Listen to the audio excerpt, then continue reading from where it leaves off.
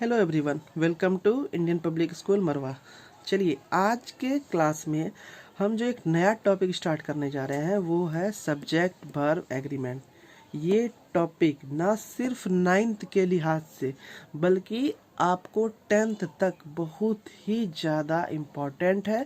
ये टॉपिक बहुत ही ज़्यादा काम आएगा।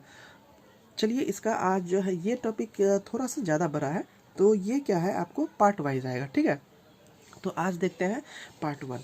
ठीक है, अब देखिए क्या क्या है, इसका कुछ रूल्स होता है। ठीक है, सबसे पहला रूल्स है व्हेन 2 और more subjects are joined by and. यदि 2 या 2 से अधिक सब्जेक्ट को किस चीज़ से ज्वाइंट करते हैं, एंड से ज्वाइन करते हैं। ठीक है, तो हम लोग क्या वर्ब यूज़ करते हैं, वी यूज़ प्लूरल वर्ब।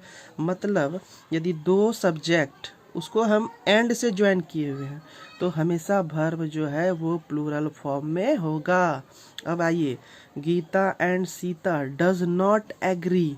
यहाँ पे देखिए डज जो है ये प्लूरल वर्ब नहीं है, ये सिंगुलर है। इस बात को हमेशा ध्यान रखेंगे कि V5 जो भी होता है, यहाँ पे V5 क्या है, डज। V5 हमेशा सिंगुलर होता है और V1 क्या होता है, हमेशा प्लूरल होता है। तो यहाँ पे क्या होगा, डू होगा, डज नहीं होगा। ये सेंटेंस आप सोच रहे होंगे कि एग्ज़ाम में आएगा कैसे, तो ये आपको कॉमन एरर के तौर पर आ जाएगा। ठीक है, तो एग्ज़ाम में किस तरह से दे दिया जाएगा, Geeta and Sita does not agree, तो उसमें क्या रहेगा कि find the error and correct it. तो आपको फाइंड क्या मिला, यहाँ पे एरर आपने कहाँ खोजा, डज में, और उसको करेक्ट क्या करेंगे, डू। ठीक है, अब आइए दूसरा सेंटेंस है ही एंड सी। यहाँ पे मैंने खाली जगह छोड़ दिया, इंजॉइंग द म्यूजिक। यहाँ पे इज होगा या आर होगा, तो जैसा यहाँ क्या बोल रहा है, प्लूरल वर्ब, प्लूरल यहाँ क्या है, आर। क्यों होगा प्लूरल, क्योंकि यहाँ पे एंड दिया हुआ है। ही और सी अलग अलग सब्जेक्ट हैं और उसको एंड से जोड़ा गया है, तो क्या होगा, प्लूरल हो जाएगा। ठीक है, अब आइए दूसरा पॉइंट नंबर 2।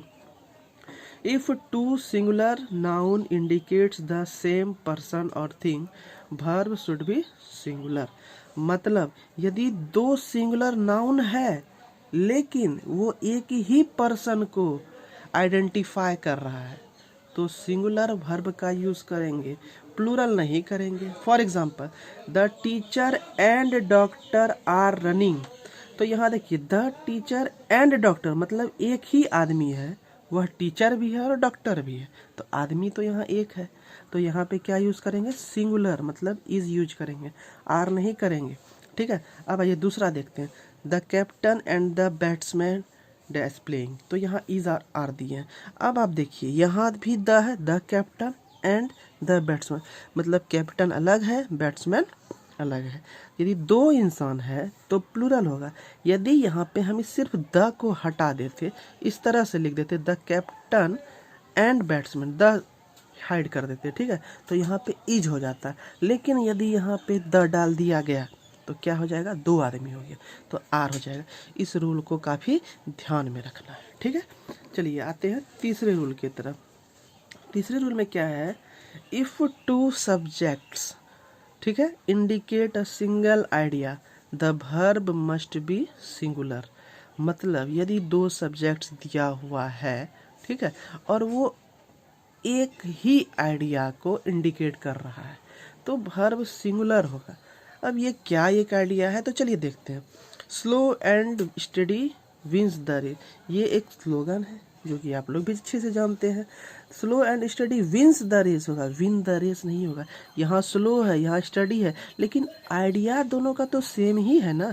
जैसा कि हम लोग रूल नंबर 1 में क्या देखे थे, देखिए रूल नंबर 1 में क्या देखे कि यदि एंड से जोड़ देंगे ना तो हो जाएगा प्लूरल। तो उस हिसाब से यदि हम स्लो एंड स्टडी को देखें तो प्लूरल होना चाहिए, लेकिन स्लो एंड स्टडी दोनों मिल के जब एक आइडिया दे रहा है तो वर्ब जो है हमेशा क्या होगा, वो सिंगुलर होगा। अब आइए दूसरा एग्जांपल देखते हैं। Early to bed and early to rise dash good for health, तो क्या होगा, इज या आर। यहाँ पे जाहिर सी बात है इज होगा। अब देखिए अर्ली टू बेड ही सिर्फ गुड फॉर हेल्थ नहीं है, अर्ली टू राइज भी गुड फॉर हेल्थ है। यहाँ पे अर्ली टू बेड मतलब जल्दी सोने के लिए जाना और जल्दी जगना दोनों ही फायदेमंद है गुड हेल्थ के लिए, मतलब दोनों ही ज़्यादा जरूरी है। तो दोनों मिल के एक आइडिया को यहाँ पे इंडिकेट कर रहा है, ठीक है। तो दोनों मिल के जब सेम आइडिया को इंडिकेट करे तो ही हम जो है सिंगुलर वर्ब का यूज़ करेंगे, ठीक है। अब आइए point number 4, when we use each or every before singular subjects the verb is singular। अब देखिए किसी भी सिंगुलर सब्जेक्ट के पहले each या every आ जाए तो क्या करेंगे, वर्ब जो होगा वो हमेशा सिंगुलर में ही यूज़ करेंगे। For example each of the girl is crazy about her decision. अब ये नहीं कि ईच ऑफ द गर्ल, अब इसका हिंदी देखते हैं, प्रत्येक लड़कियां, यहाँ पे आर नहीं डाल देंगे क्योंकि रूल के हिसाब से, किसके रूल के हिसाब से, सब्जेक्ट वर्ब एग्रीमेंट के रूल के हिसाब से यदि ईच के बाद सिंगुलर सब्जेक्ट कहीं भी होगा तो हमेशा जो वर्ब होगा वो सिंगुलर ही होगा।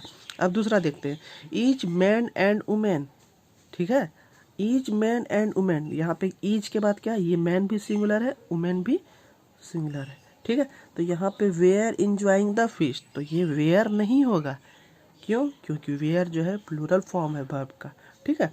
वेयर के बदले क्या हो जाएगा, वाज हो जाएगा। तो आज जो है ये चारों जो रूल है सब्जेक्ट वर्ब एग्रीमेंट का, लगभग कहिए 2-3 पार्ट में ये आपका आएगा। तो ये जो चारों रूल आज के लिए है ये बहुत ही ज़्यादा इम्पॉर्टेंट है। तो ये चारों रूल को आज आपको याद रखना है, ठीक है, और इसको थोड़ा सा प्रैक्टिस करना है, ठीक है। तब तक के लिए थैंक यू और घर पे रहिए, सुरक्षित रहिए।